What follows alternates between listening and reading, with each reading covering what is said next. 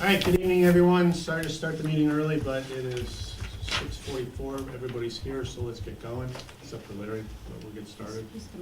So, because we thought there might be some more people in the room tonight, typically, we're able to follow our packet in a nice little folder. But for you and for everybody else, we decided to go a little more high-tech. Tonight's agenda is on the screen. I need a motion to approve the agenda. I'll make a motion to approve the agenda. So Joe makes it. I'll second. Second by Jen, all in favor?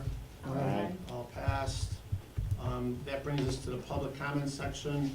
So if anybody would like to speak from the public, I believe we have a sign-in sheet for you to record your name and address if you speak. If you would do that, I think it's on the corner there next to Denise. At this time, we're more than willing to listen to what the public has to say. Raise your hand first or whatever. All right, so we got our first. Good. Okay.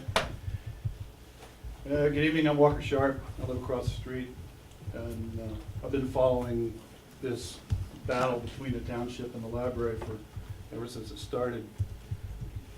I'm retired military, and I've flown all over the world, and I've seen some banana republics, and that's what's going on here.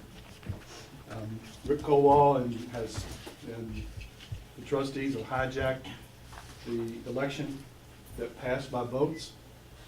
And I really encourage people who support the library to write letters to the Attorney General's office and to the senators and to the House of Representatives folks that represent this district. Bringing those kind of things to bear, because you can't combine bonds with the library and the township, or all of a sudden you're in hot water at the IRS. And it's only for the building only. It's not for information technology, like Rick Colwell stated. You can't do that. I don't know if the people know that, but the word needs to get out. There's an old saying, how do you know a politician's lying? Their lips are moving. They're politicians for a reason.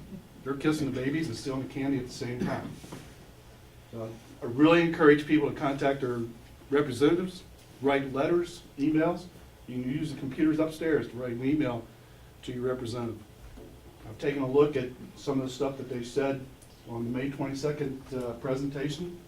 The company that did the designs, who paid for that?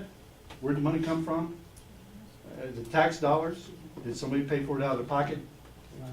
If you look up the company, they don't exist. They don't have, their website says coming soon, but that's from the host. I know that because I work in computers. But I really encourage people to write their representatives. Thank you.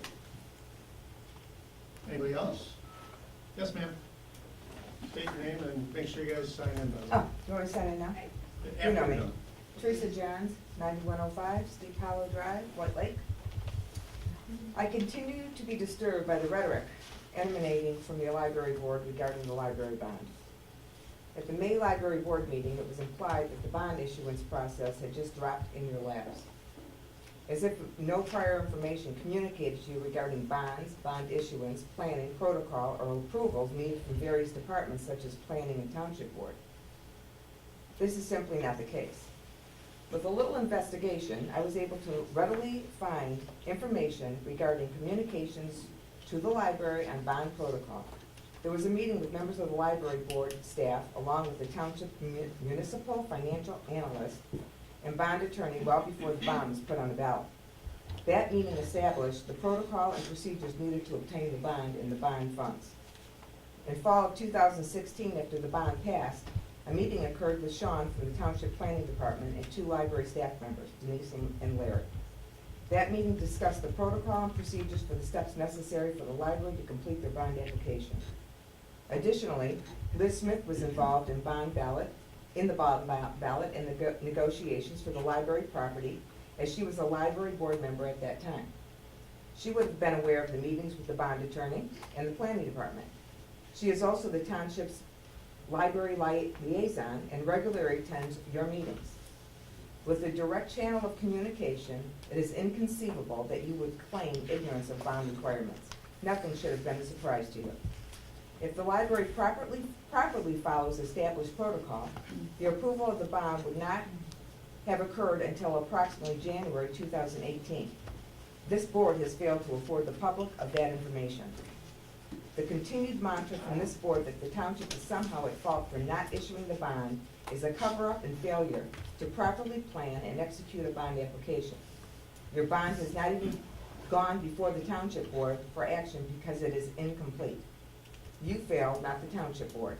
It was you, and the responsibility lies with you, period. Mr. Russo and members of this board, you have recklessly spent taxpayer dollars knowing that you will run out of funding in September, causing the library to possibly close. But to continue to blame the township for not giving you the bond, when in fact it was your choice to spend the money before you even had it.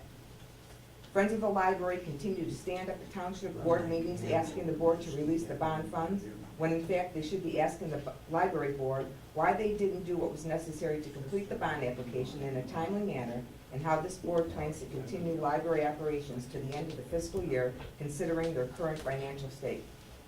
To believe the taxpayers will be conned to believing our township board members are somehow at fault insults the intelligence of this community. Thank you. Anybody else? Yes, ma'am. Susan Deal, 9170 Twin Lakes Drive. At the last library board meeting, it was implied that without the July bond issuance, the library was going to run out of money. Well, that certainly caught my attention. Since it was obvious that this was not going to happen, as the bond application itself had not been presented to the board, I was concerned about what would happen. During the last couple township meetings, the trustees have been bombarded with public comments such as release the bond, fund the bond, don't hold the library hostage, they won, give them their money, etc. I'm confused by these comments because the truth of the matter is the township is not holding your bond money. If the issuance did not happen as you planned, it's not the fault of the township. The township has not interfered or delayed you in any manner. All they have done is commission a feasibility study on 2 adjoining properties, and oh yes, had the audacity to invite you to participate. It seems to me that people think that because a bond was voted in, all you had to do was go to the township board and get an $8.6 million check. It just doesn't work that way. But back to my concern. The library appears to be running out of operating money before the end of the year due to the misappropriation of funds. Your approved 2017 budget did not authorize expenditures for a building fund. However, the board has paid over $700,000 in expenses with funds that were obligated and appropriated to current operating costs, not capital outlay. Your June financial documents clearly show that no funds were budgeted for building acquisitions. As a local government unit, you are subject to the Uniform Budgeting Act, PA 80 of 1981. This is Michigan public law. Section 18 clearly states that a local unit shall not incur expenditures against an appropriation account in excess of the amount appropriated, and a local unit shall not apply or divert money for purposes inconsistent with those specified in the appropriation. You have no money budgeted for the building fund. The Act also stipulates that the local unit must amend their budget as soon as a deviation is apparent, and that the amendment must be approved prior to expenditures being made. The board did not do this. You know, people have been prosecuted and sent to jail for the misappropriation of funds. And your financial documents clearly show that you've done this to the sum of $700,000. So what now? Based on where you are in the process for applying and receiving your bond funds, it is clear at your current rate of expenditures, you will run out of operating funds as early as the end of September. And whose fault will that be? The township? I think not. You were the ones who decided to purchase the land with operating funds. There were other ways to purchase that land. You gambled so that you could borrow from Peter to pay Paul, and that's not working so well. So now who is being held hostage? Who takes the hit when the library closes for lack of funds? Or are you expecting the township to loan you money to tide you over? This is a terrible predicament that can still be avoided if you take appropriate action before it's too late. But staying the course without evasive action is not going to solve this very real problem. I'm looking forward to the treasurer's report this evening, and I hope that it addresses some of my concerns. Thank you. Next person? Hold on. Over there first, and then back to you. Hi, my name is Cheryl Harms, and I live at 5611 Teton Trail here in White Lake, Michigan. To argue that there's a misappropriation of funds is just a mischaracterization. This board acted in good faith based upon the votes of this community. That's not uncommon in any township activities. Our township board acts in good faith as well. And for the township to be silent is to be complicit. So at this particular stage, it is absolutely atrocious to argue that the voters cannot be heard as a result because someone somehow misappropriated funds. It's just inappropriate, and it's a disservice and a mischaracterization of this board. We must act in accordance, and this board is responsible for acting in accordance, and the township, in accordance with the voters. And the voters voted. And this board acted in good faith. And we must continue to support this township library. Thank you. Hold on one second. If anybody out there wants to come in, there's a couple seats over here. Feel free. Next speaker, Mike. Mike Powell, 4700 Cornerstone Drive, and since I don't know what your process is, I didn't know if you would be taking questions during the presentation of the site at all. Otherwise, I can ask questions now, and I don't know if you want to answer them during the process or not. Tell you what, we'll get through our presentation, if we can get through it in its entirety, or at least the section that you're going to talk about. Okay. Because the presentation might answer your question, so why don't we get through that, and then I assure you, I will make sure that we come back to you. Okay. One of the questions might be, does the library intend on going through the site plan approval process as required by the township ordinance? The other question is, if a benefactor were to come and be willing to pay for putting a basement under the library building, would the library board even consider allowing that space to be built at no cost to the library? So those kind of questions I have. Thank you. Okay. Anybody else? Yes, sir. Roger Harrington. I wanted to talk about 2240 Wigan Lane, White Lake. I wanted to talk about the site expert that the township has hired. I think it's a good idea, but when the library proposed the new library, where was the township board in terms of talking about acquiring a site and hiring a site expert? They didn't. They didn't when the bond passed. They didn't when they bought the property. And they didn't when the library hired an architect. Now, almost a year later, they come up with the idea that, gee, you know what we ought to do is take in, form a committee, hire an outside expert, take another 11 weeks to look at the site. And then they propose that we're going to have 2 people from the fire department, 2 people from the police department, 2 people from the public Parks and Rec, and 2 people from the library. Guess what any vote is going to occur during any of those meetings? If you ask the fire department on their own what they would prefer, they prefer to have a separate building. And I think your expert is going to come through and say that also. The expert was probably going to say there should be a library by itself. And if the township then wants to take and build a building that's going to have the township office, some kind of an auditorium, and if they think the Parks and Rec would like that, fine. I know in terms of going down to Marco Island, the Parks and Rec have a separate building. In fact, they tore down the existing building and building a new one right now. They have a lake, they have a track around the lake, they have a large dog park, a small dog park. They've got, and the population is about 18,000 during the year, except when we northerners come down, then it comes to about 40,000. But they have an outdoor covered basketball area where they show movies and have concerts once a week. They've got an outdoor water feature for the kids. They've got shuffleboard and bocce ball courts, volleyball courts, etc. Now, you think they would like to be a part simply of our township hall? If you gave them their druthers, they'd rather have a separate building, and probably so would the police department. But the township is gonna control that vote.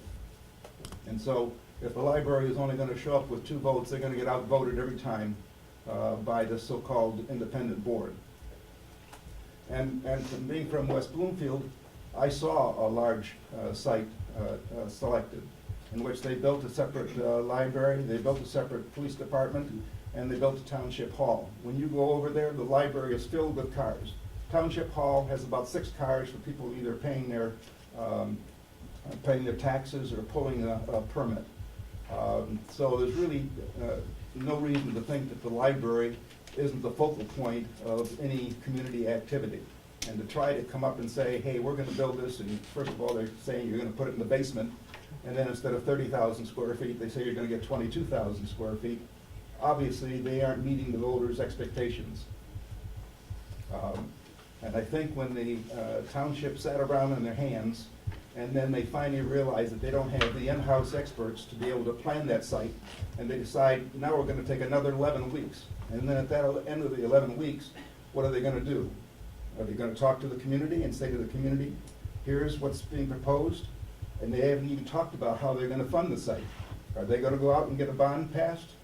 Do they think they can get a bond passed? There are a hell of a lot of people sitting at this meeting and voted for the library that are gonna be opposed to that. If the library were to be built, there are an awful lot of us that say we would support a township site, but not with the library being a part of the same building. Thank you. Anybody else? And just for clarification, I know MLive is here, and can you state your name and your fact, your videotaping? Oh, my name's Ken Gardner. Any other comments from the public? Once, twice. Public comments is closed. Need approval of the prior minutes.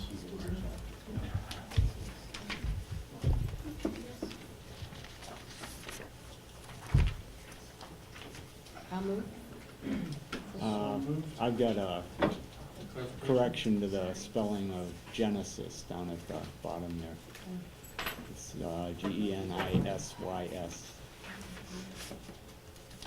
I'm sure they will be happy to know that we'll spell it correctly. So a motion with the correction of Genesis by Karen, second. Second by John, all in favor? Yes. All right. So in the interest of community involvement and recognizing that your time is valuable, we have put on our agenda the Township Campus Phase 1 Library Building Site is the first thing on the agenda. And no, none of us will be offended if at the end of this presentation you don't wish to stay for the rest of it. And I will assure you that once we close this, we're not gonna like wait for everybody to leave and then come back to it or something like that. So from that perspective, that is our first topic. Before I get started, the presentation that's being prepared and shown tonight is a joint and collective effort by all of the board members. I don't usually have to refer to notes this often, but I will, because this isn't necessarily my sole presentation. If it was mine, and only mine, I could make sure if I missed something, it would be only me. But I want to make sure I have all of my board members' input clearly stated. This presentation is based on facts, documented facts. If there's anything that's not, I would be clear to highlight you to that's an opinion or where we devised it from. If we start with the facts, this library is a solely independent elected board. Not all of the current, but oddly enough, we have one member of our board that was not elected by you because the elected official passed away. So we did replace one of our members in January. We followed the procedure that is required by law, and we were fortunate enough that we actually had two candidates for the role. which oddly enough, when you voted for the board members, you really didn't have a choice. Nobody else stepped up to this highly paid position and volunteered their time. Glenn, would you like me to No, move them? I can do that myself. I have technology. Okay. There are a couple differences between the two elected boards, but as I say, we do have one thing very much in common. We are both independently, and we were elected by you to follow your wishes. Tonight, our board includes a president of a company that was over 100 employees. We have a chief financial officer with a CPA and an MBA at a major automotive supplier. We also have a vice president and controller, retired, of an $11 billion capital company. We also have an industrial engineer with an MBA with automotive industrial project planning, who planned over $1 billion worth of assets. We also have a person that's been in a functioning city government in a non-elected position, so knows very well how things should operate. And we also have a banking professional with us. So while you never see this detail, we would like to bring it to light that we do have a lot of experience on our board, and also in our library director and our assistant director, who is also a CPA. So I believe we have a very well qualified board. In addition, 4 board members have served this community for over 8 years. And they continue to serve it as independent, and they report only to the taxpayers. So hopefully that gives you a little bit more insight into who the elected board people are. The mission and purpose of the White Lake Library. You know, somebody asked at a meeting, what's the mission and purpose of the library versus the township hall? You know, they actually are quite different for each resident. Even the purpose of the library is different for each resident.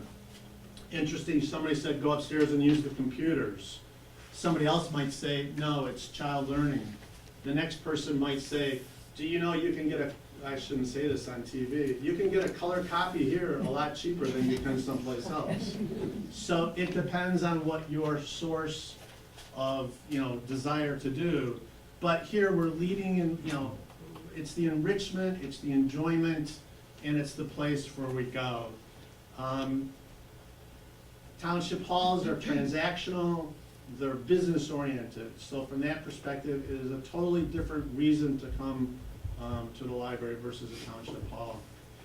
Also, it's interesting from the standpoint of the average number of people passing through these doors. And I told you I would give you facts. These are facts. You can look up our data.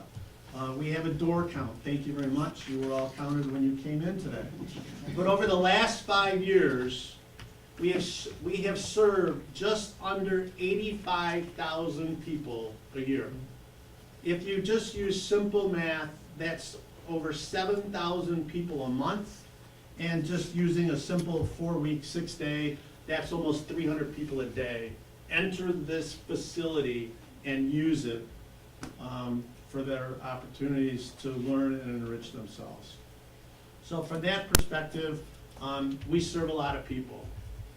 There's also this myth that the library is books, and the library is, I'm going to say it, for old people like me, okay? Because we want to go to the library. Oddly enough, the Pew Research just released a report that the largest group of library users is millennials. Who would have thought, with everybody walking around with the library in their pocket, that the millennials would be the largest group of library users? They come to the library for what we are planning. A much more diverse activity enclosed in the building. It isn't just books, it's the learning space, it's the collaborative areas. So in the new facility, when you see all of these yellow down here, all of the conference rooms that are available where they can meet and join in together, that is why people are coming to the library.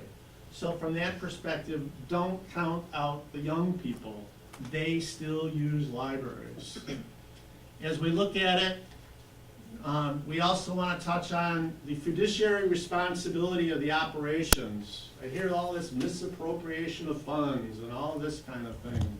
I want to point out, over the last 8 years, the current board, or the majority of it, we have built the fund balance. That is not an operational account, that is a fund balance account, from 2 months of reserve to 6 months. And we built it to 6 months in anticipation of this project. We also did it because it's highly recommended not to have just 2 months. It's more or less like you in your own household. You know, you don't want to live on 1 month's worth of reserve, you should have a bigger cushion. I will be more than happy to point out the township audit report, I believe, said that they've got their fund balance up to, and Mike's in the back row, 5 months, more or less. I think your fund balance at their last audit, so township's doing a great job there also. As we look at a shared facility, if we were to, or even on the same campus, there are things about the employees and operations of these buildings and these people that are substantially different. During the financial crisis, the library did not approve salary increases for any employee.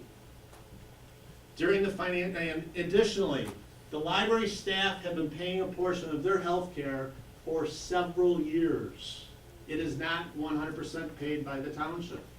We instituted that, and we have increased the percentage, or a dollar amount that they actually have to pay over the last few years. We try to mimic our employees like the community at large. During the financial crisis, people were losing jobs, having to pay more. We mimicked this the same way. And I can assure you, we do not have highly paid professionals here. So from that perspective, a small amount is a large amount to those individuals. Additionally, the library staff has a 401k retirement plan. It is a contribution plan. We don't have any legacy costs. There's no overhanging of costs that could hit us in the future. So from that perspective, we believe we have very financially responsible operations. We monitor it well, and we also are very happy to show that we have clean audit opinions from our outside auditor with very few management suggestions. And if anybody's been in the audit world or had to deal with any of those types of things before, typically they've got to find something to justify their expense. So we've done very well in that vein of making sure that the comments they have are not overly over the top. That's the operations. This group is more interested in the project. So as we look at this project, we set an affordable budget. This budget was set before a discussion about going to the voters for a bond. So we analyzed what was going on in the community of libraries, not this community, but what's the cost to build? We said this is what a good premium library would be, and then we broke it down to what it would cost every one of us. And we said, yeah, no, too hot. We cannot go and ask for that kind of money. We don't believe it's right. So we worked it down to what we believe is an affordable amount. We're talking about $8.6 million. Some people would say that's $287 a square foot based on a 30,000 foot building, which is what we advertised we would build. When it's all said and done, the actual building construction cost will be approximately $170 a square foot. Because you gotta remove, sorry guys, the consultants, the legal, the land and all that stuff. So you're down to $170 a square foot. So the first, question there is, the additional cost. It also goes into the furniture and fixtures and those types of activities. But because we have such an affordable budget, we're utilizing 80% of our bookshelves. So we're taking everything possible from here over to the new facility. We are recycling and reusing as much as possible. And that 80% number could actually go up once we look at the odds, ends, and pieces and the final plan to where the shelving is. So we'd like to make sure that we're doing as much as possible. The second question is, this $170 a square foot, is it reasonable? Is it excessive? Is it too little? I mean, how many people go out and build a new building that you actually know the answer to that question? So we kind of looked at it a little bit, and the only governmental Michigan number I could come up with is for schools. It's not a school building, I understand, but in that particular arena for a bond, it's $226 per square foot. So we're at 170, so substantially less than what it would be allowed for that. If we also look at it from the utilization and selection process of our vendors, we went to 3 qualified vendors. We're only utilizing those that have experience in libraries or public funded work, and you'll see that coming up. We're working towards a timeline that will provide us with the best possible cost for bids. So that timeline includes having all of our drawings done and basically having the bids out to the construction companies starting in January so they can work on them provided they're not down in Marco Island, and be able to give us the best possible cost for our projects. We, as the library board, we want to continue to be physically responsible to the voters, and we will be. And it financially makes sense for the library to continue moving forward to provide a quality, cost-effective service to the library, to the public. If we wait a year or two, we can only look at increased costs. So the more we wait, the more we waste, or the less you save. So from that perspective, we believe we're actually moving forward. Continuing on with the responsible projects, we went through the bidding process to select a construction manager. You will hear from our construction manager in a little bit. The three companies were reviewed. One that did the Commerce Library, McCarthy and Smith, who actually got it. And we also went to a non-library just to make sure that they weren't getting premium pricing because it was public work. And we made our choice. So McCarthy and Smith, they're selected. Aaron's going to have a few slides later on. He'll tell you what they do, how they do it, and how they can help us support meeting our cost objectives. Let's switch gears a little bit. Your voice, the residents' voice. In 2008, we actually held our first public vision, mission, and strategic planning process. The board was pretty much new. What do we do? We're a bunch of business people. What's the strategic plan? What's the mission? What are we working on? So that's what we went out and did. From that, we ended up in 2010, we did a needs assessment. We then followed up every month. What was on our list of to-dos? What were we supposed to be doing? In 2013, we went back to that same plan. We updated it. We continue to look for things we can do. You may not realize or may not even think about it, but this library used to be flipped. I mean, the children's were upstairs, the adults were down. Through this process, we did what we could. We're up to 22 computers upstairs. We did what we could to meet the needs of the community within these walls. The community wanted more space. So in 2016, we completed all of the action items from 2008 all the way through, except for space. We looked at blowing this wall out. Not the best idea, the septic and everything's right there. We looked at, there's a porch most people don't know about, what we could do with that space. Not cost effective for the cost you would have to put into it for the number of square feet we would get. So from that perspective, we went and looked at some other things that we could do. So rather than saying what we know, what you all wanted, we've been listening to what you wanted since 2008. So for us, we broke it down into the measurable tasks, we went through what we needed to do, That's not we've really- come up to this, that's not we've really- completed it all, That's not to be said. and we got it to ourselves. 2016, early, we had discussions with the township. Our plans, we sought their input. The township had no plans identified. They said, go ahead, we have nothing. We don't think we'll do anything at least for 5 years. In March of 2016, the township officials unanimously voted to place the library bond on the ballot.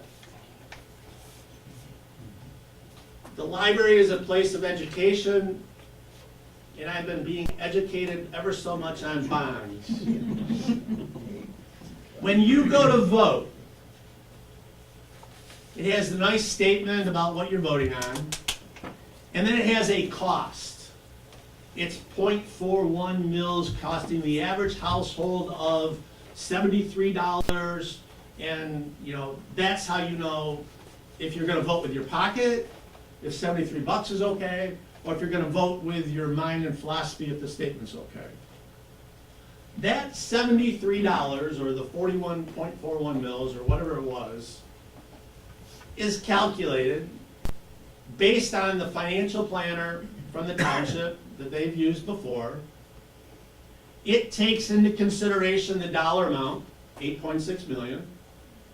It takes into consideration the tax base. And then it says, okay, when are you gonna borrow it, and when are you gonna start paying it back? So to come up with that number, it said we would borrow the money July 1 of 2017. It then said, okay, based on the tax base of 2016, the increase, blah, blah, blah, the tax base will be this, you divide it out, that's how you arrive at 0.41 mils. That's how this board arrived at July 1. It's because that is what the voters voted on. You may not see page 2 of the ballot language, but that's what the township officials voted and approved. So to say that we're misconstrued on a process, I only educate you in the fact that that's how that ballot petition language is put together. This library board does not issue the bonds. I believe if we knew what we know today, the ballot language would have been different, and we would have. But the ballot language is called permissive. So we, as voters, voted the township board the permission to issue bonds.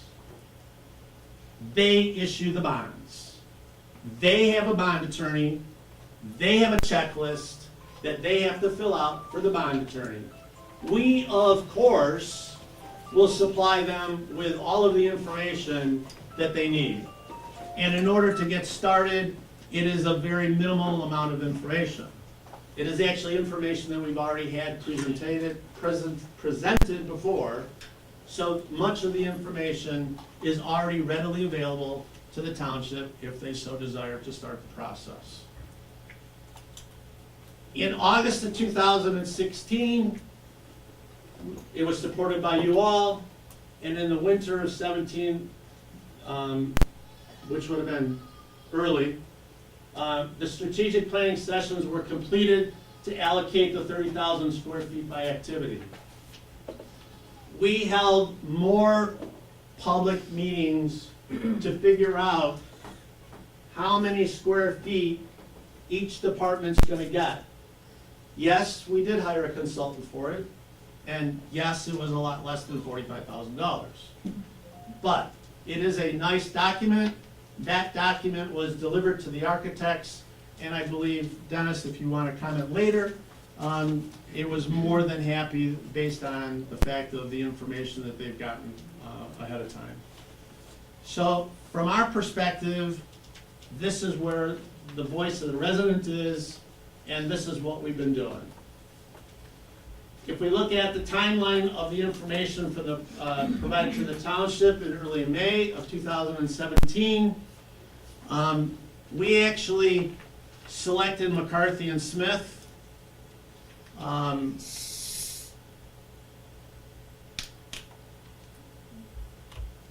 Aaron will talk more about McCarthy and Smith coming up in the slides.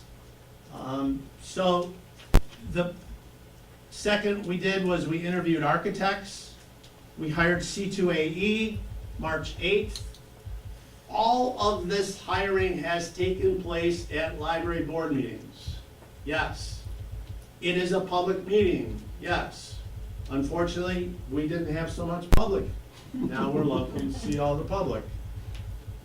The township, through the board liaison, through our meeting minutes, could have had this information readily available had they wished to look at it. The rest of our timeline for the project, we have cost estimates, or the schematic design, which, trust me, I didn't know what that meant.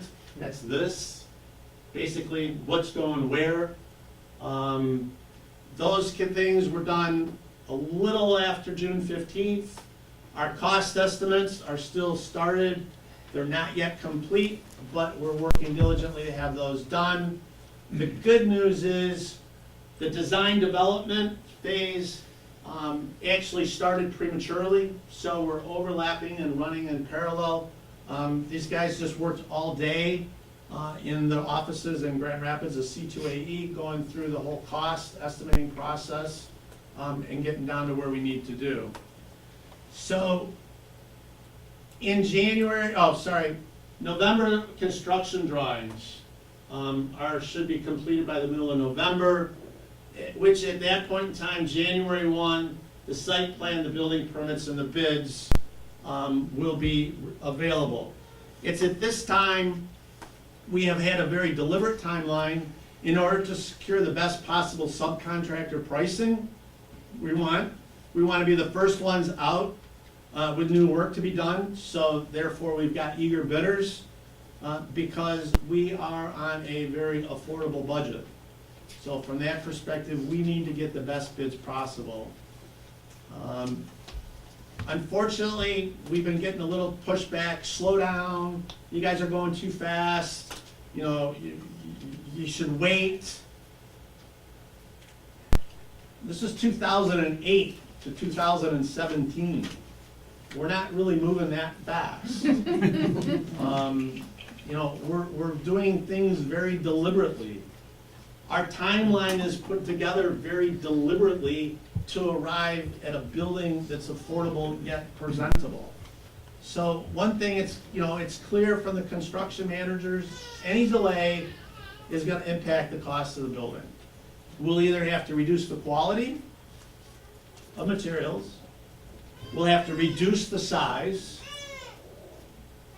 or we'll have to look at what the new furniture opportunities avail to us. So it would be a cost if we actually slow down. Because we want to start construction March of 18, and believe it or not, the earliest occupancy would be a year later, March of 2019. Library staff cringe, March, don't move, wait a little bit, but we'll hopefully be able to hit that March 2019 timeline. I will address your site planning question later. So from that perspective, this timeline was presented in early May directly to the township. I had somebody ask, well, wait a minute, didn't the township know before that we bought the property? Well, yes, I'm sure they did. You know, did they know every individual step? It was available to them. But we actually delivered early in May the timeline. And on that timeline, it also had the fact that the bonds process should have been complete in July. So there is no, he said, she said, we know it was delivered. All right, so enough about me and the history, the facts, as we see them. We're gonna look at the new library. This is untold number of hours, untold amount of input that's gone into this. We believe that, we've really got it right. Unfortunately, we still gotta get through the costs. This board will be up and available, you'll be able to look at it. This presentation will be up on the library website shortly tomorrow. I'll put the pressure on, we'll get it out. So, you guys can be able to look at the pictures and whatnot and see what's going on. So Dennis Jensen, he's the lead architect from C2AE. He's gonna walk us through the proposed exterior of the building, and we also have the interior and site plan. So I will turn it over to Dennis. Thank you. Just a little more information on what Glenn has shared. Yeah, we've been working hard since, actually it was April 8th when we got hired. Because I remember, because he called me and I was sick in bed. But it was great news. Because you got the job? Yeah, I don't know, I wasn't feeling good that night of the interview, but I made it through. But anyway, no, I was very pleased. So we have been working hard the last 3 months of countless meetings, more than we thought we were going to be meeting, but that's all right. We do what it takes to get it done well. Glenn also mentioned the programming document that George Lawson, the consultant that was hired in January this year. That has been our true guideline, and actually it was a very well done document. Knowing George Lawson from my experience in library design past 25 years, I knew it was going to be a document that's going to be very well done. He knows what he's doing. He's actually a former director of the library system in Wisconsin and other areas in the United States, and so he's gone in the consulting business the past 20 years or so, and he's been one of the top consultants in the country. So what that was able to do for me was to lower my fee down, since I didn't have to do that kind of work. So that was really good, and it was an excellent document. As a matter of fact, we used that document today. We had a big powwow of all of our staff, architects, interior designers, our engineers, civil engineers, structural, mechanical, electrical, the whole gang. They're all in-house. And we spent the entire day reviewing the design space by space and by every component that goes into that space to make sure everybody's on the same page and understanding what the needs are. And also, the process we've gone through, and Aaron, I'm going to steal a little bit of your thunder, we've been going through a process of testing the design to costing to make sure that we're on budget. And so in the past month or so, since we got what we call the schematic design package, which is basically floor plan, site plan, elevations, and then materials that we're thinking about using, and some of the systems that we don't design in schematics, there's a narrative that we write up to say, well, the system's going to be like this. The mechanical system, we're going to use package units with VAV units and temperature control in every room. So I have description that their folks and their consultants will understand and make cost. So we got some of those costs back. We're a little bit over, so we've been working diligently the past 3 or 4 weeks to bring the costs back into line, to make sure that we're not going to be over budget when it's time to go out for bids. So there's been a lot of work in that regard. We're also working on the what we call the next phase, the design development phase, and Glenn alluded to that too, which is really starting to define those other systems. We already defined really the floor plan and the elevations, which we'll be looking at in just a moment, and now we're adding more information to the structural system. What type of system is it? Is it a steel system, concrete, tip-up wall, or whatever? And then mechanical systems, the electrical systems, lighting systems, and the furniture.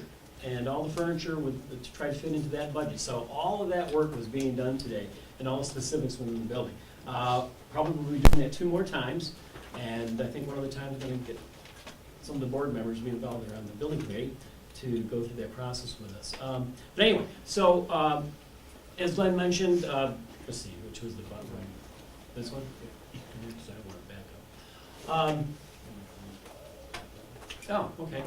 This is the exterior of the building, and this is a 30,000 square foot building, and basically it has it's been designed, and we don't have the site plan, maybe we should have started there, but it's designed to fit the site, and if you've been out at the site, It has a flat area, a buildable area as we call that, and then just beyond it slopes down to creek and wetland area. And so we've intentionally designed this because even though we have an adequate budget, we've got to be careful. We just can't be making decisions that are going to cost too much money. So this building is placed on the site to not have deep foundation walls or being built on a hillside. So we can save money to put into the building, into other areas and furnishings and equipment that we really need. The building's 30,000 square feet, or just a tick under, 29,992 square feet. 6 square feet more than the program. So we're close. So we didn't quite hit it, but we're almost there. Basically, this is looking at the front. Yep, I got it. And we are looking at a stone facade on the front up to about 8 feet, and then with a wood-lit metal panel and a couple different colors of metal paneling for complement, and also some contemporary design features with lots of glass. We're trying to incorporate as much daylighting and glass to see the views to the, it's a beautiful site. There's lots of opportunity all around for staff and certainly for the patrons alike. And then also, one of the things that we're looking at is also having porte cochere. This is a luxury item. We don't know that we may, if we can afford that. We're hoping that we can as we do more value engineering, but we're designing it anyway. And so this is a freestanding structure. We're introducing, this will be the entry right here. It'll be a tall glass atrium for artwork, and it's also access to, I don't know if you can see the floor plan, but in that green area up in the upper left, this is going to be a large lobby, and we're going to have programming rooms there that are going to be subdividable into 2 spaces, and large enough for 150 people when the whole thing is utilized, or is subdividable with a folding wall that can then accommodate 2 different groups having meetings at the same time, obviously smaller groups. It'll have all the AV equipment and projection capabilities that a modern program room should. It has a support little kitchenette if there's any catering that happens, just a warming style, serving style kitchen, and then adequate storage for moving furniture out of the way when you have events that you don't need furniture. But anyway, that's this area right off the lobby where that roof is. And this primarily over here is the staff area, which is the kind of the tan and gray area on the front. And then the wings down at the bottom, which are these over here, which have slow rising roofs to take advantage of higher glass and the views to the woods, but also being careful with the amount of glass and balancing that with efficiency and thermal efficiencies and also operational costs, so it's affordable. But also taking advantage of some of the sustainable features in a building like this where we get some good daylighting, which will help us save then on electrical costs with lighting which will dim or turn off if we have the lighting levels that we can get through the southern windows. So these 2 areas are the adult collection and seating, and on the other side is the children's area. The children's area is a great area that has early child literacy to teens in there. So it accommodates every age group in different areas. We have early child, elementary child, middle school child, and then older, well, young adults as we're calling, older teens and college age in their own area. They have their own separate program room, which has access to the outside, which is a critical element in modern libraries today for the children. Children's services we've seen just bloom. I think we've seen more children come to libraries in the last 10 years than we ever have. And so those, if you don't have the facilities to adequately support them, just like this whole lower level is for children now. You know, and it needs to be that way because this room is used a lot. And they probably fill it to the gills, especially during summer reading. And so these, and we'll look at some other elevations and let's see, let's spin around a little bit. Oh, there's one we have with and without the canopy. This happens to be on the public side here again. There's the entryway with the porte cochere. If we do that, let's just look at the next one without. The entry right here. This is the programming room that I was talking about that has the capability of 150 plus people utilizing the whole thing. We're looking at potentially having a nice large patio out here for public functions and events. A lot of times the programming room is utilized obviously inside as well as outside for larger activities and events that may go on. This is the children's kind of work area and also program area. They also share that public side. This is really the public face of the building. And there again, we're looking at the wood colored material. We're trying to bring in a lot of nature into the building. We're looking at a real stone, a thin stone, as we call it, not cultured stone or the man-made stone, but a real stone veneer, more durable and realistic, obviously, but also integrating a lot of wood to kind of create, you know, the feel of a larger cottage on the lake, you know, and really respecting and bringing nature on the building, in the building, as well as around the building. And in the middle area, the light green, sorry, Glenn, there's a real interesting area. The library, as you come in, it's a tall roofed area from entry. The button's kind of flaky here. As you come in through the large gallery. Just to back up again, this green area, this is a lockable area, so at nighttime, the program room can be open when the library is closed, but still functional. The restrooms are available, but the rest of the library is not, so that's a good security feature. But anyway, there's a processional high roof area that leads you to what we call the mix. This is a very public area with public computers, copier area, lots of public interaction with staff, and so it's a real hub. And this really is a hub area where you come in, we call it a marketplace, where you look around and you can see where you want to go. You see, oh, children's over here, teens are over there, the mix is over here, computers here, new materials, new books, popular materials, AV is in this area, and then to my left is the adult collection. So you can kind of make decisions on where you want to go just by coming in, and that's where you can see it all. As a matter of fact, that is where our circulation desk is, right there at the center, so that it's command central, and they can oversee pretty much everybody coming and going within the library, even to see who's coming in, if the program room is being used during the day, to see who's coming and going out of the program. Anyway, so this is the, back to the slide. This is the back side of the building, which overlooks the wooded ravine area and the wetlands. And so we have these taller windows that are in these children's services area and the adult collection, and then also at the mix area, which is in the center, where there's going to be a little fireplace on the inside and a little higher stone wall.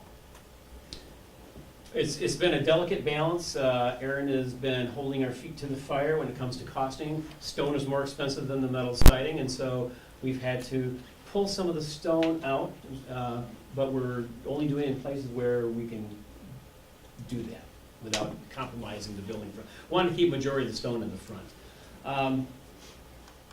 Spinning around, this is just the other side of that, looking more at the children's wing up in front. And this is the interior layout, and Amelia and Hannah, our interior designers, have been working really hard and following the program faithfully. They'll be meeting with Denise and her staff and Larry's staff to talk about, well, here's what the program tells us, but what are we going to be taking over in terms of our existing furniture, and as Glenn mentioned, a lot of it's coming over, 80% at least, and who knows, maybe all of it's going to come over. Very well, that may happen. But anyway, and then looking at areas where we do need to purchase new, because we have 10,000 square foot building, we're going to a 30,000 square foot building. Yes, a lot of the current furniture is going to fit in there, but there's still a lot more needs. So we're looking at buying 20,000 square feet of new furniture, basically. And so, matter of fact, upcoming meeting next week to talk more detail about specifics within each of the spaces. So that's coming up. So this really is a layout of tables, chairs, shelving, other equipment, and throughout the entire space. So it's pretty intricate plan. Again, this board will be up, so feel free, you can come look at it. So we got the building, we got the layout, next comes the site. So we view it as probably 4 choices that we could do. And we are taking the site plan. We've already met with the planning department. We met with them last week? Monday. We plan on getting through the planning commission in August. We plan on being at the township meeting in September. My understanding, and I could get it wrong, it's the preliminary meeting is with the planning commission, then a preliminary meeting with the township, and then the final site plan approval is with the planning commission. So we're working that process, and we will continue on that timeline, and seeking their input and support. I'm only gonna talk about one part of the site plan, and that is the entrance onto the site. So one of our choices was we could directly enter our property straight off of Elizabeth Lake Road. Not perhaps the best, but nevertheless, it was an option. The second one that right now is a more favorable direction is that we will provide a drive on the south edge of our property. And yes, I do have a picture coming, so it'll make more sense. On the south edge of the property line, so you would actually turn in off of Elizabeth Lake Road, and then you would turn in a second right, so 2 rights to get into the parking lot. These choices are self-contained on the parcel owned by the library. We also have the opportunity to have an access point on Elizabeth Lake Road with it straddling the 2 property line boundaries. So we could take one part of the road on the library property and one part of the road on the township property. So then we would have a common entrance into the township campus, with the library building being the first building built in the campus setting. Also, obviously, there is the opportunity if the township wanted to put a drive, because it was better, 100 feet down onto the property of the township, and then somehow bring a service drive back. Obviously, we're open to those types of things. I think the only caveat we would have is, we wouldn't want the entrance to be at the south end of the township property, and then you'd have to drive a quarter mile back to the, it wouldn't make sense. It'd be one of those, it's there, but how do I get to it kind of moments. So from that perspective, those are the options we have on the site plan. Unfortunately, everybody in the back, you're not gonna be able to see it, because I'm talking about down here. For those of you looking at it, and we'll look at it online, there's lines down here at the bottom. So the very bottom solid line, that's the property line. The dash line in between, there's a 10-foot construction, utility easement. So, this easement goes from Elizabeth Lake Road to the back of our property. There's another 15-foot construction easement to utilize the actual 10-foot utility easement. So this 25 feet, we have to be cognizant of.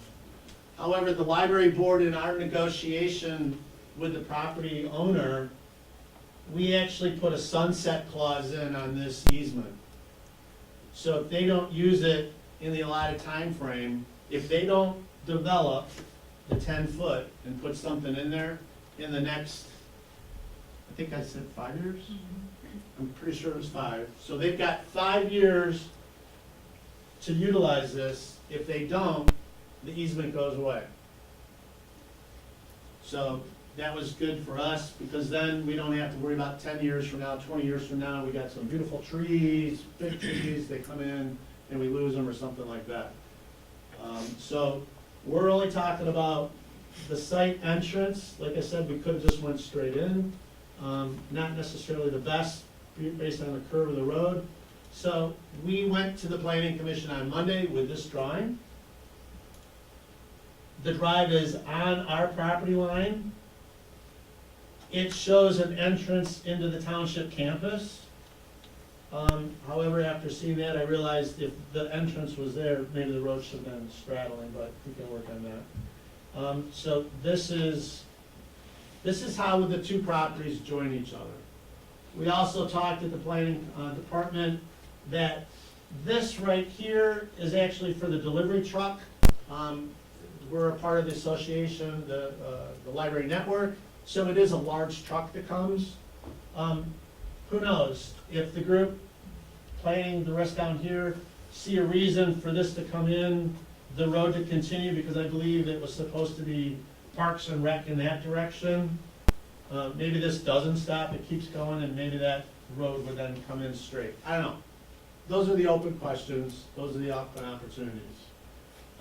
Again, we had, I thought it was good feedback from the planning department. There is a sidewalk along Elizabeth Lake Road. We need to put a sidewalk here, we forgot that, so we'll get that in. This, right now, this drawing complies with all the township regulations and ordinances, after they put the sidewalk in.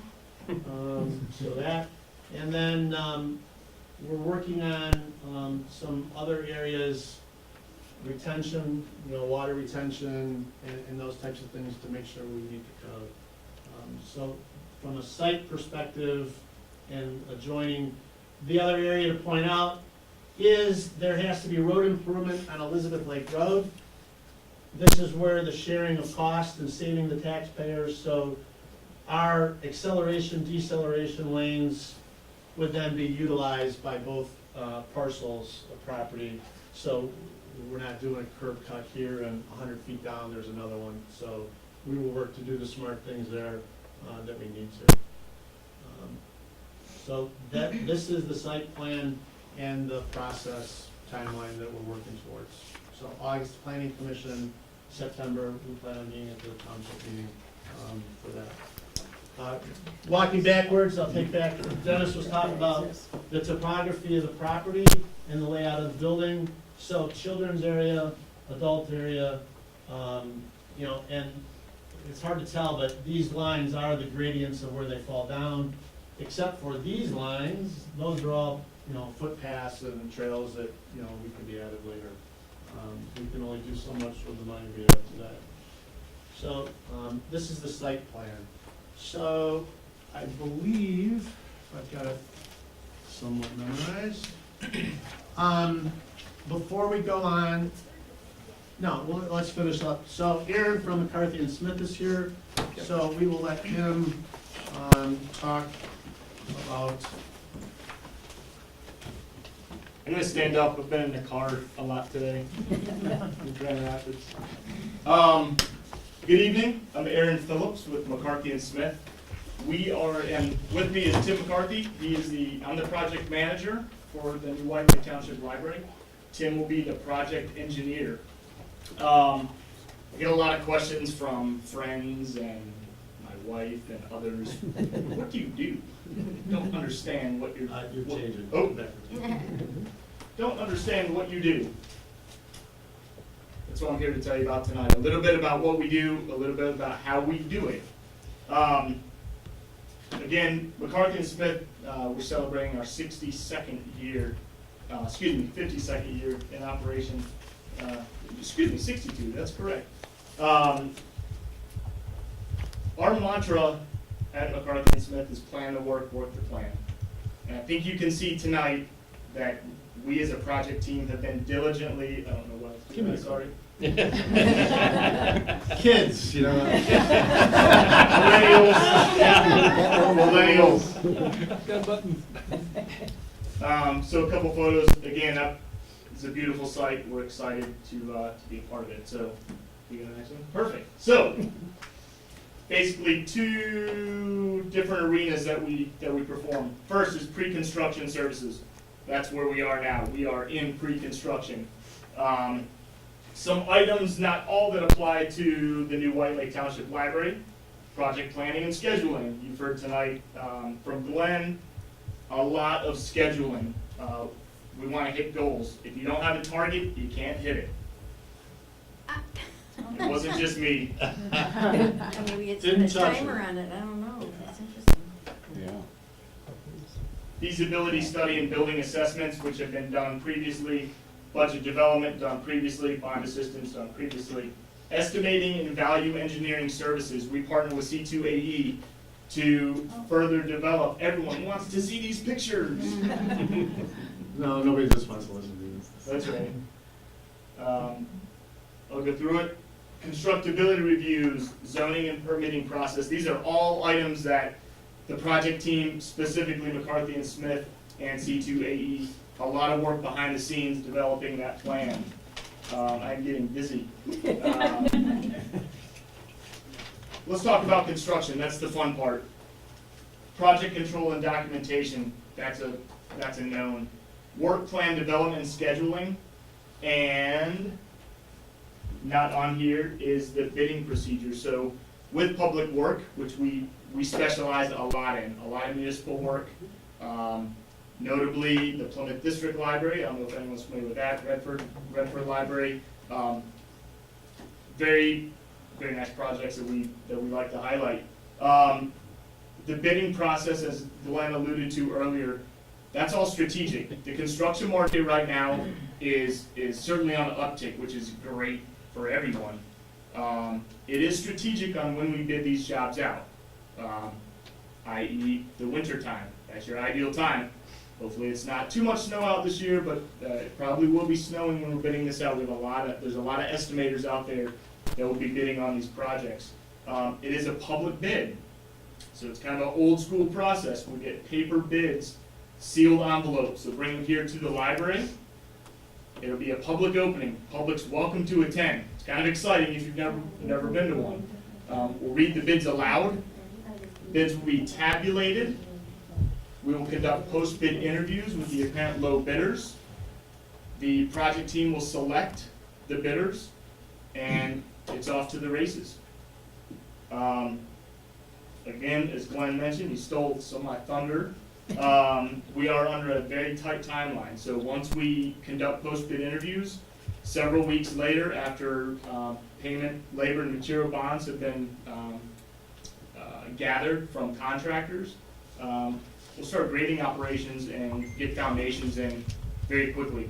Getting it out of the ground is the key. So where we come into play, along with C2AE, we monitor the quality of the construction, make sure it happens on time, certainly within budget, and walk away with a beautiful project at the end that everyone can be proud of.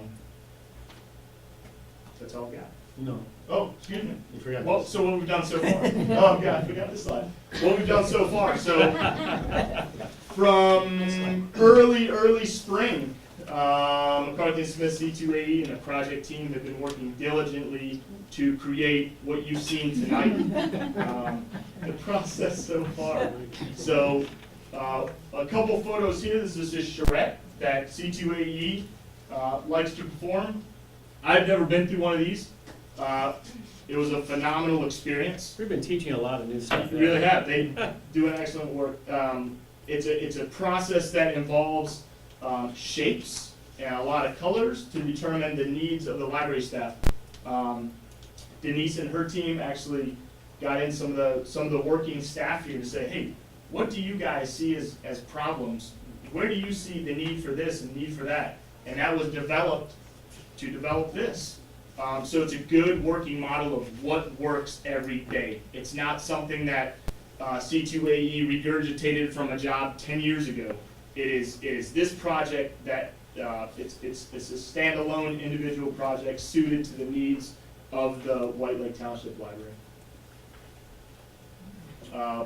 A lot of design meetings, a lot of planning meetings. I think we're on number 13 so far. A lot of work's gone in, and the work continues. So. I have a question. What are you bidding out? If you're doing, we've got C2AC's doing architectural engineering and you're doing construction. We you've been in the are landscaping? we are the construction management firm. We Okay, are so not a you're- general contractor. You're not the general, okay, so. The contracts will be directly with the library. Okay. So you're a construction company that's Think of us as project manager. correct. Think of us as an advisor to the construction. Okay, gotcha. In addition to that, they also handle all of the paperwork. So as the bids come in, as people want progress billing and all that kind of thing, so they'll handle that. And the best thing, not the best, a wonderful thing from the accounting point of view is, here's this month's worth of bills, have it all tabulated. This would then be delivered to the gentleman behind you.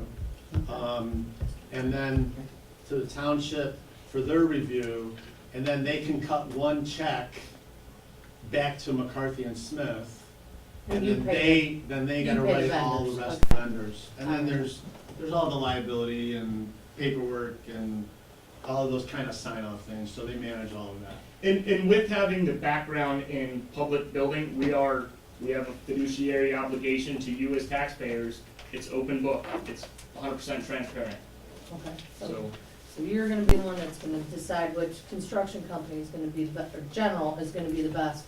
We as a Right. team, it's not solely decided on us. The architect we conduct very rigorous post-bid interviews. Right. Just because you have a guy that's way at the bottom, doesn't mean he or she's the right company Okay, I to was use. gonna ask that. That's Okay, correct. good. Yeah, low So bid not just doesn't mean going the for the best low bid. bidder. That's Okay, correct. good. Very, very rigorous process to determine who that is. Since you started, we'll continue. If anybody has any other questions on the project information that we've shown tonight.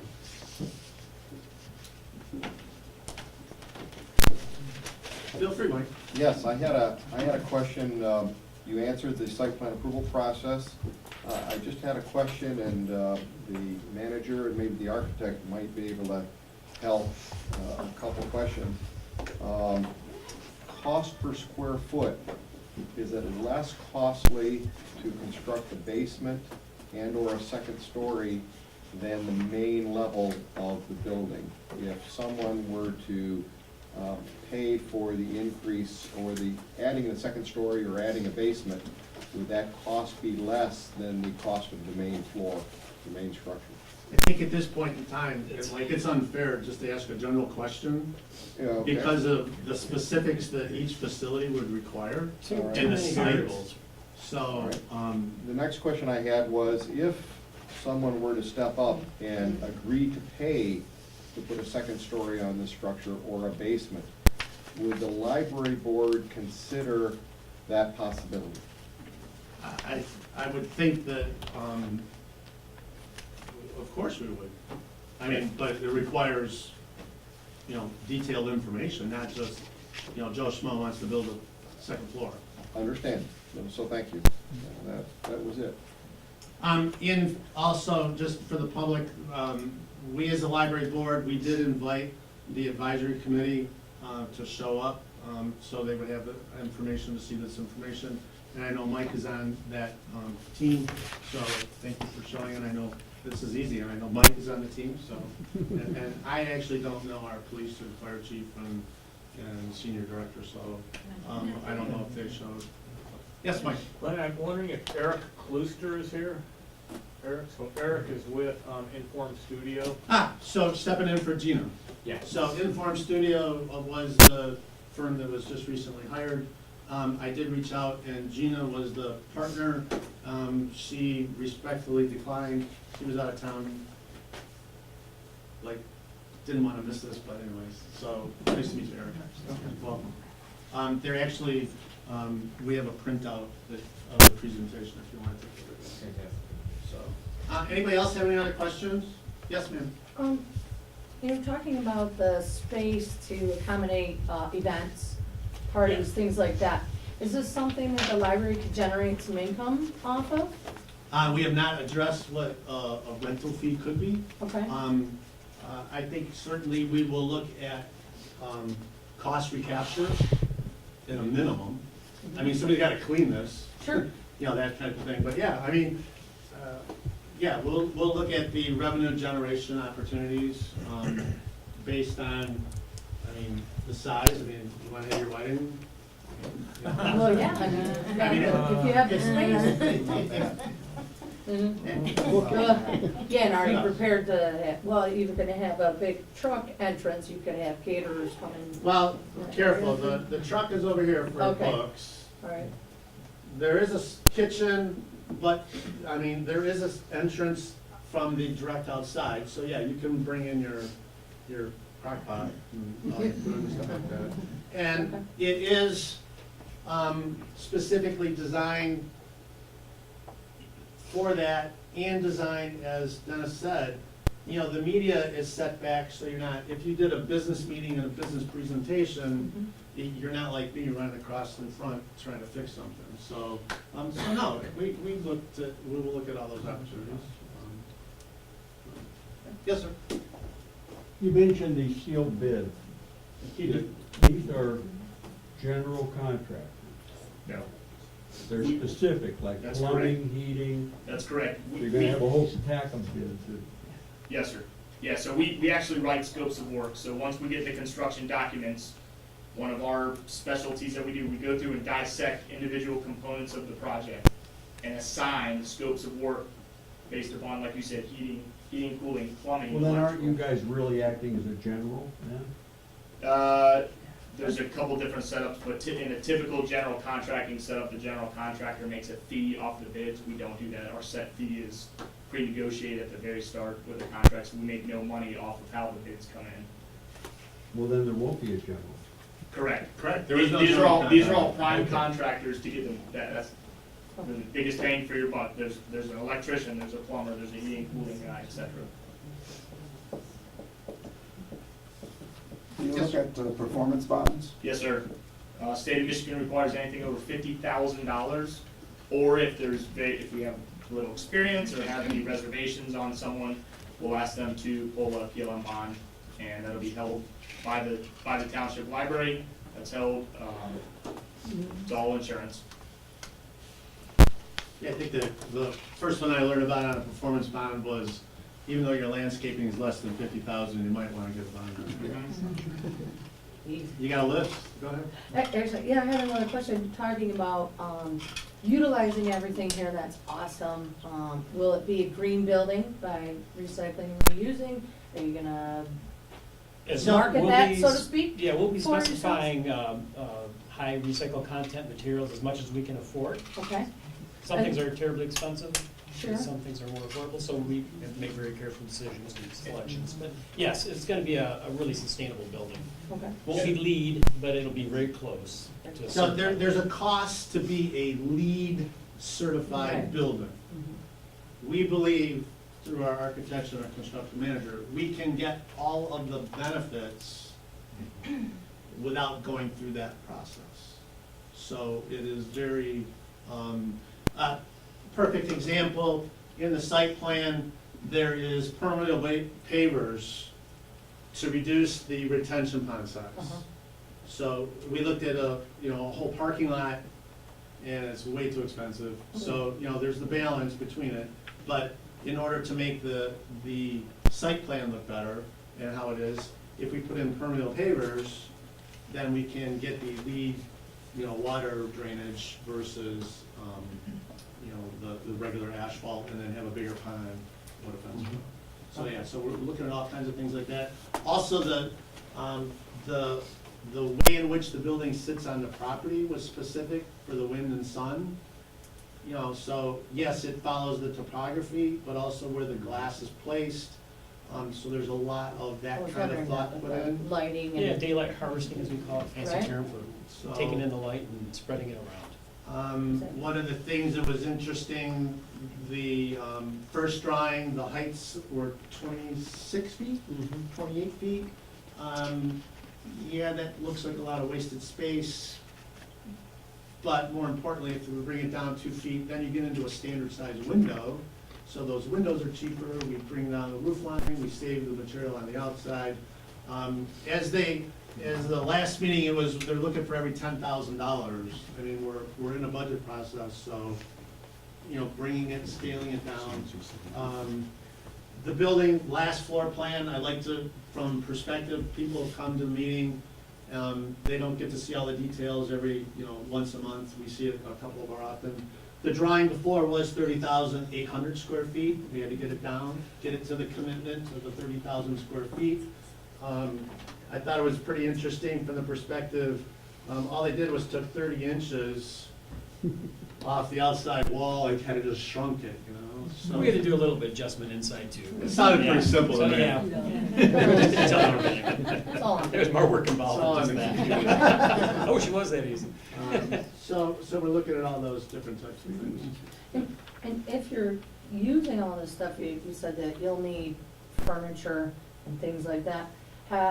And with our budget constraints, have you thought about doing fundraisers or getting, that's just, not that I'm promoting Yeah, them, but Art Van to sponsor our library? I mean, have we reached out to have, local Michigan companies sponsor us, At this point in time, we have not gone, Okay, but it is clearly in our minds, especially when we look at the outdoor patios, the playscape, and a lot of that, because right now, we're finding ourselves, we can put a door to get outside, but what are you gonna step on when you get outside? I mean, we're currently, I don't know what you guys got today, but at this point in time, we're 6% over our budget. So we're really close. That's- So, at this stage of the game, I mean, yeah, close. we're still 6 months away from, God, it's end of July. So, we still got a few more months till we get to the bidding process, but we're looking at that. He said the canopies here, there's a $100,000 price tag there, if anybody would like to sponsor the canopy. We would be more than happy to have a nice benefactor that would, like to do that, so. All great questions. Any more? Any others? And if you've got more after, feel free to one of us. Anything else? All right, Aaron, thank you very much. Notice you stopped, your presentation stops, and it starts working. So, I think right now, what we want to address is the current problem. Our current problem is the White Lake Township Board has not passed the resolution to issue the voter-approved bonds. In the bond process that I'm learning so much more about, other than voters approve it, township issues, and we get it. The township in their official meeting minutes, they have to pass a resolution to authorize these bonds. That's what the township has to do. And at this point in time, they have not taken a vote to say yes, they will, or no, they won't. All we know is that it is past the expected timeline as the financial calculation stated, which was the beginning of July. As a result, yes, we do have a potential cash flow problem. We will see that in greater detail here in a couple slides. The building timeline could be impacted. It has not yet been impacted. Oh, yeah, it's back on. Too much. The building timeline could be impacted. We're not having a problem yet. And we have actually spent the equivalent of approximately 4 early learning stations on additional legal fees, because we continue to get educated on the process. So it is costing us opportunities what the facility could have in the future. So from that perspective, hopefully this issue could be resolved soon. We talked about the cash flow. Joe, you want to go over it? Or you- Yeah, Joe is our treasurer, so. we did we've been looking at our forecasted cash flow and seeing how long we can operate with just our current funding. And you can see there's the first 3 columns there are actual data through the end of June, and then there's forecasts out through October. And if you look at our cash balance, bottom line is by October, if we do not get any bonds passed, we will be out of money. So, and I was actually looking at my expense numbers that we forecasted, and we're only about $7,000 off what they actually are. And that's because of the legal fees, and I actually have those out, and I think being paid in August. I didn't realize we were gonna be paid in July, but. So, and we'll continue to look at this forecast. We'll look at it every month, and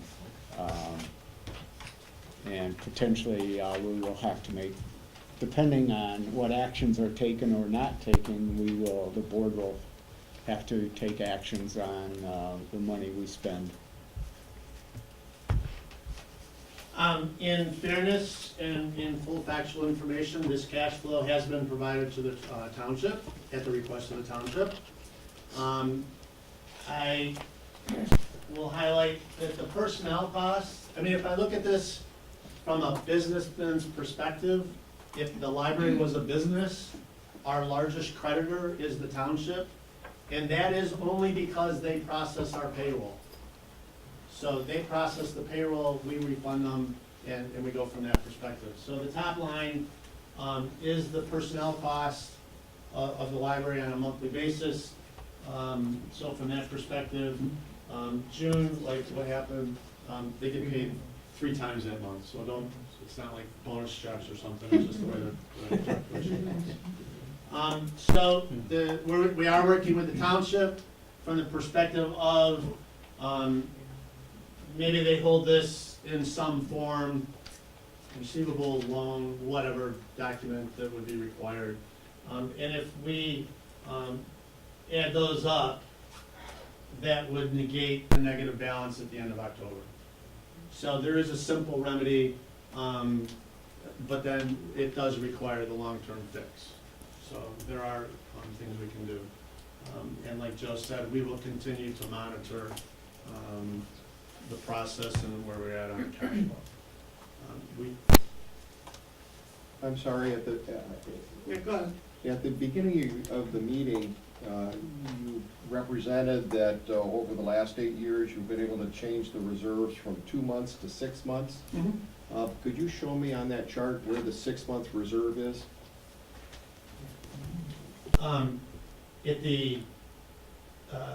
It's not readily available on this chart. That reserve is not there, because if you look at the April year-to-date column, the land and new buildings, that's the money we've spent purchasing land and so on, which has afforded us. That was the reserve, or the majority of the reserve, that afforded us the opportunity to buy the land. So the operating reserve is really not there anymore. Correct. If you just look at an average monthly bill of $100,000, 100 times 600 the land. I mean, just using a rough number. So with that, the last thing, the options, obviously the township to issue the bonds. We're told it's a 2 or 3 month process. I mean,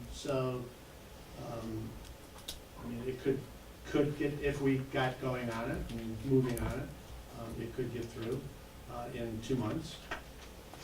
You kind I'm of got a sorry. hand up. Sorry, if you had, I just kind of follow up on that with the reserve. Would you have that reserve if you had the bonds?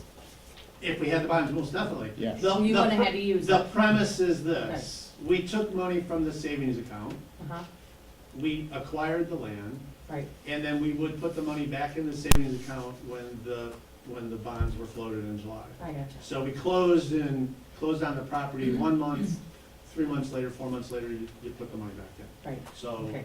there would be no issue. You know, as Glenn said, you know, we've been anticipating this for years. And Sure. we've been trying to build a reserve so that we could take advantage of a situation where we look like we'd get a good deal on a good piece of property that would fit the library needs. And it's not unusual to have expenses and sources of funding not, you know, especially in the beginning, not, you know, measuring up or coming close together.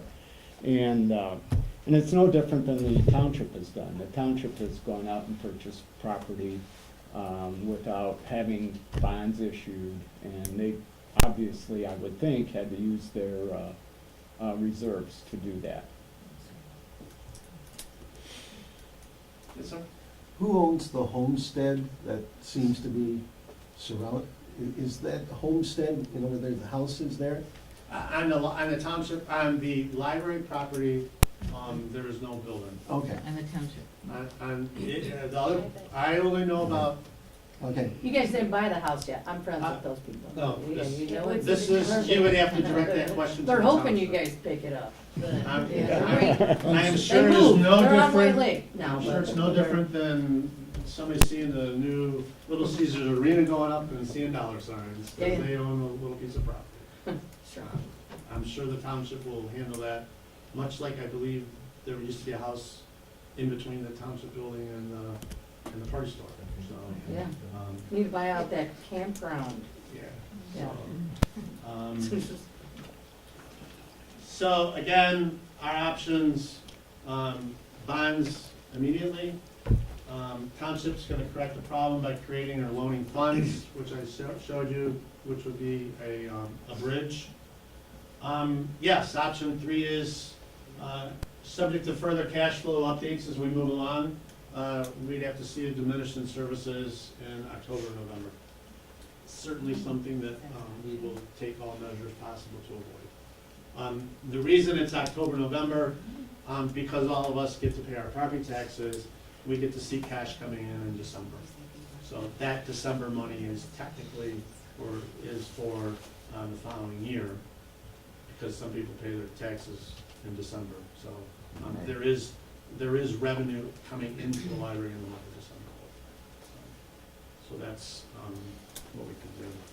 So our request is for the White Lake Township Board to approve a resolution to issue the bonds at their August 15th meeting to guarantee the timing of this property, of this project. That's the request that we have out. If any of you would follow this gentleman's lead, talk to whoever you wish, and have them move forward to get it going. We would certainly appreciate any and all support in the matter. Before we leave this topic from our agenda, are there any other questions in the form of a question? I certainly appreciate your all attendance. The meeting will continue, so stay tuned. Lots of exciting things yet to be handled tonight. Guaranteed. Guaranteed. As I stated at the beginning, for those of you that may have stepped in a little bit late, we are not offended. If the fun part of the meeting is over for you and you wish to leave, feel free. Otherwise, this presentation, as stated earlier, we'll get it up on the library website for your review. This board stays with us, and it'll be upstairs tomorrow. Everybody's welcome. All right? With that, we'll take a 30-second exodus. For those of you that wish to leave. Thank you very much.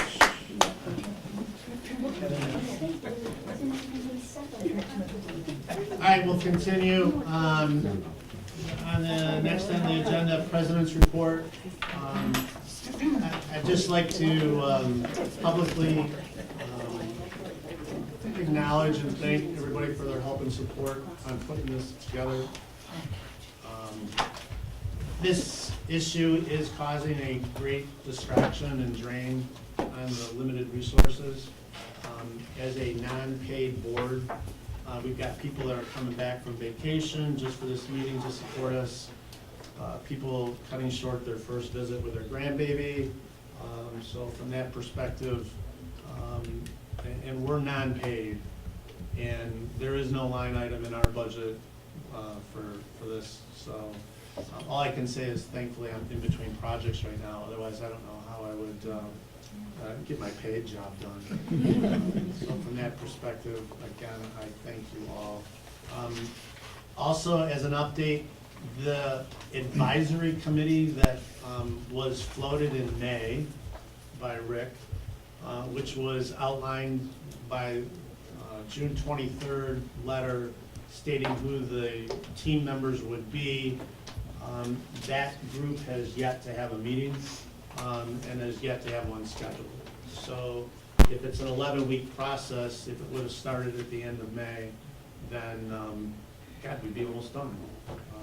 So from that perspective, it seems to be slow in getting its traction. But once it does, we will actively participate. So stay tuned.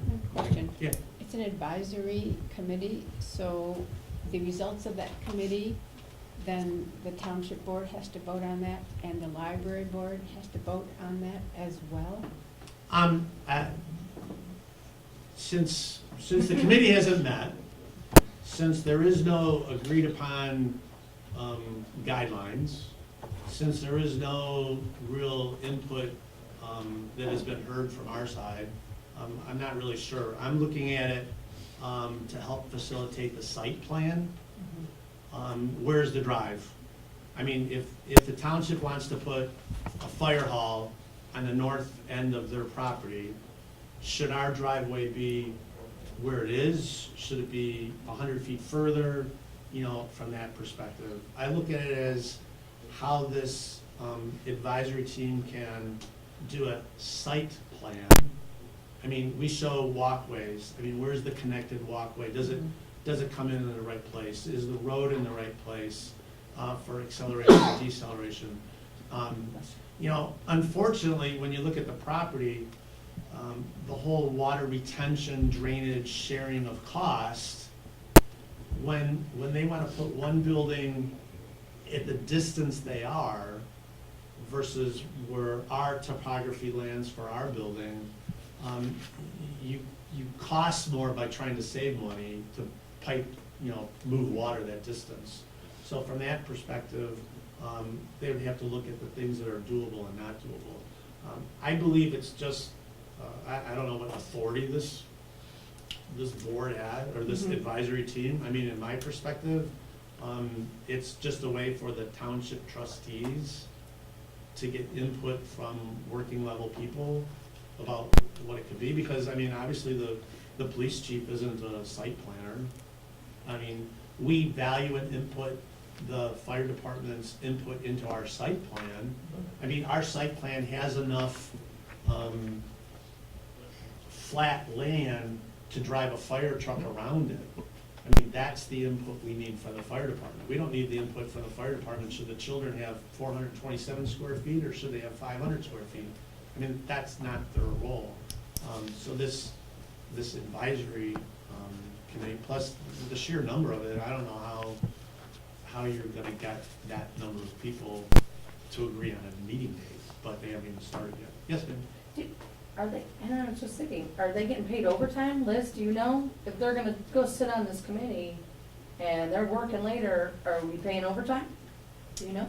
That has not been discussed. Because these guys are volunteers, right? So there's no overtime. So, I wouldn't answer your question other than from a business perspective, they're salaried individuals for the most part. Right, okay. I'm not sure about one of them, Okay, but as a salaried individual, they, they wouldn't, okay. unless their employer requires them to be at a certain place, but no, All right. I mean, we're, how should I say this? Our representatives won't be getting All right. paid. Sorry, Denise. I mean, Checks in the mail. it's just more overtime now working on the other things that they normally do for And I overtime. assume these are gonna be public meetings, So, since the first one hasn't been called, I don't know. Well, any Rick said it, decision, and there's gonna be some input on what. any decisions, would they be binding? Now, they wouldn't be binding in any way, right? I mean, there's nothing in any bylaws that would make So, this advisory. so If it's first, advisory. first and foremost, it is two independently elected boards. Neither one has jurisdiction over the other. We operate autonomously. So from that perspective, we can collaborate and work together to save the taxpayers money, which I believe that's what we want to do on the site plan. Plus, personally, I hate it when you're driving down the road and there's one entrance and then 50 feet later, then there's another entrance, and like, why didn't they just pave in between? I mean, it's just a personal issue. So if we can work on things like that, yes. If they wish to utilize, I mean, you've seen in our next meeting we hope to have, we'll have the actual stone, the metal, the outside. If they pick complementary type materials, so it has that campusy feeling, or, you know, at least it goes together, that's entirely up to them. That's not our sandbox. That's what they can do, you know, whatever they want. We will do what we can afford here and under what we wish to do for the taxpayers. But as far as a meeting schedule, date, timing, I have no idea. I read the paper. It said 11 weeks. I have no idea. if Contract hasn't been signed yet. There isn't a contract signed, so I don't know when the 11 weeks starts. That's what Eric just told me. Oh, so no contract, so. So they approved it without, but they don't. I mean, it takes time. I mean, Yeah. it was just last week, so, by the time they, firm gets it in their book and gets going. Okay, not to prolong this, but just one more question, you seem to know.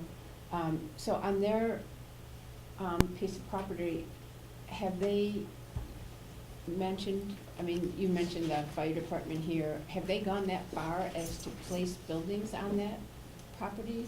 I am totally unaware of what they're doing with their property. I believe the only conversation I have had, Mike Powell, who is a gentleman that's here, that's on the committee, who happens to be a professional in this arena, he said for his own personal use, he would conceptualize what if it did this or what if it did that. But I believe as a group, no, they have, that's why they've hired Inform, who's now sitting behind Eric. So, okay?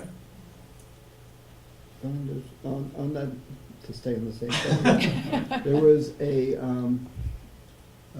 comment I heard listening to the video of the township, that we haven't provided a list of the participants in the committee. So I received a letter from Rick on June 23rd stating, here are the members of their side. There was no question marks, there was no response asked or anything. I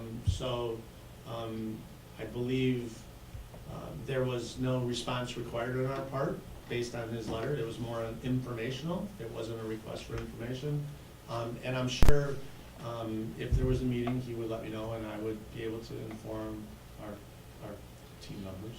So I believe at that same meeting, Denise stood up and indicated that it was Denise, Larry, Jen Schultz, and myself, for which I will publicly say I never once said I wouldn't be a part of it. As a active participant on this project,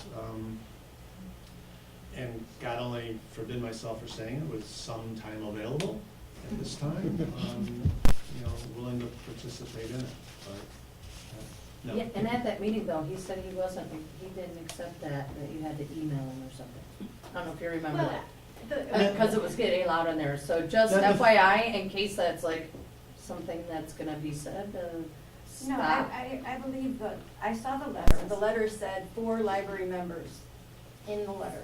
But I believe it doesn't matter what 4 library members, it's up to one in the board, which was discussed before, to send who's ever available, because we're not paid.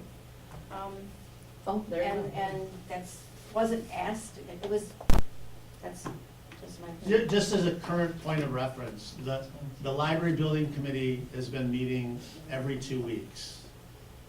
Between 4 different board members, we try to get at least 2 there. But we do have lives, and we do have things, and so from that perspective, we do what we can to make sure that we cover it. Hey, if it's an issue of, yeah, you can show it. I mean, if it's a function of, he doesn't know who to tell when a meeting is, then that should be easily resolved. It's a short walk across the parking lot. All right? Please, I said at the beginning, we wouldn't talk about it anymore, okay? So that's it. Vice President's report? I'll pass on that. Pass on that. Secretary? I'll pass. Pass. Treasurer? Okay, I reviewed the monthly bills that need to be paid. Just a couple of things there. We do have 2 payments to attorneys.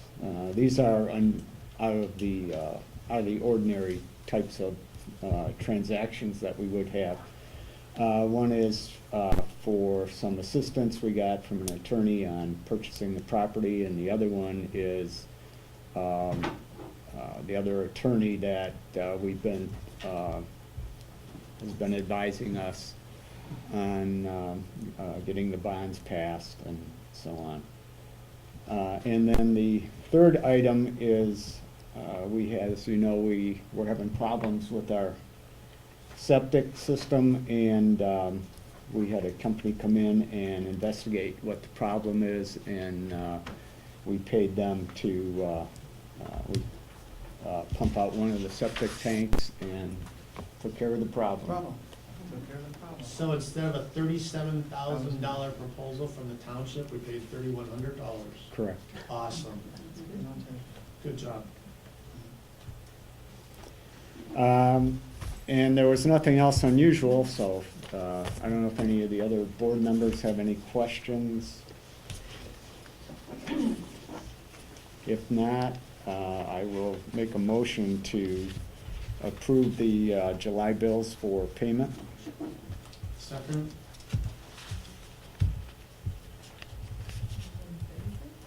I need a second. Who's second? Somebody. I'll second. No, he can't. I'll second. David, second, all in favor? That's fine. Aye. Yes. All right. Okay, and one other thing, I would also like to transfer $100,000 from our Flag Star savings account into the PNC checking account, so I'd make a motion to do that. Second. Second again by Dave, all in favor? Aye. Yes. Aye. All right. Anything else? No, I see we've got the audit report later on the agenda, so I'll wait, talk about that a little bit later. Oh, yeah, there,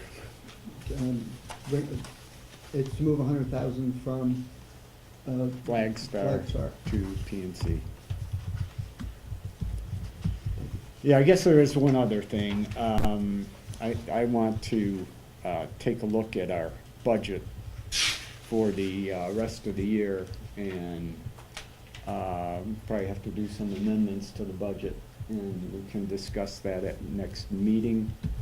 And like I mentioned earlier, I'm gonna be updating this cash forecast every month, and so we may be reviewing the budget every month from here on out, depending on what happens. All right. Anything else on it? That's it. That's under new It's business. under new business. Library Director's Report.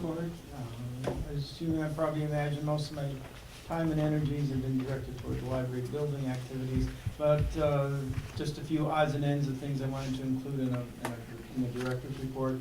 Automatic door opener, which you all probably utilized or hopefully utilized on our way in. It's 16 years old, and every time we seem to have a child who goes medieval on it, it's out of operation for different time periods. We're keeping it alive, and it's functioning. It's been had 2 good weeks in a row now. But I'm just wanting you to be aware that when we do have to replace it, there's 2 motor mechanisms and a wireless element to it, that it's going to cost in the excess of the amount of around $3,000 is what those guys go for. Unless somebody has, knows anybody I should be trying to contact, but those are when you look for automatic door openers and those kinds of elements. That's what we're looking at. So hopefully I won't be telling you this for another year or 2, but just in case some kid goes off. And the weather doesn't help either when just because of the way it's positioned, snow and rain get inside the mechanism from time to time. So whatever, but just to let you know where we're at with that. We dealt with some patron requests for freedom of information, and we responded. The thing I'm happy with, we had the Rainbow Open House, Community Open House. We participated on that on a Saturday morning, got a nice little thank you from them. They had a nice turnout. It was probably a better part of probably 50 to 60 kids and another 50, 60 adults that were at that. That was a good chance for us to share what the library summer reading program was all about and patron concerns they had about the library. Of course, this is our pre-month of the year for summer reading program activities. As you see, we've got over 1,300 kids signed up, between teens and adults participating.